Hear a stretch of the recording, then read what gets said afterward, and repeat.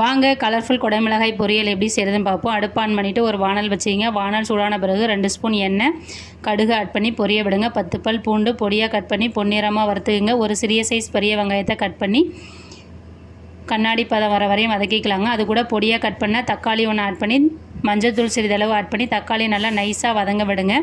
இந்த பொரியலை நம்ம சப்பாத்தி ரோலுக்கு ஸ்டஃபிங்காகவும் யூஸ் பண்ணிக்கலாங்க. தயிர் சாதம், சாம்பார் சாதத்துக்கு சைடிஷாகவும் யூஸ் பண்ணிக்கலாம். இப்போ நம்ம கட் பண்ணி வச்சுருக்க 3 கலர் குடமிளகாயை ஆட் பண்ணிக்கலாங்க. ஆட் பண்ணிவிட்டு அடுப்பை மிதமான தீயில் வச்சு ஒரு 4 நிமிஷம் நல்லா வதக்குங்க. நல்லா கிளறிட்டே இருங்க, இல்லைனா அடி பிடிக்கும்.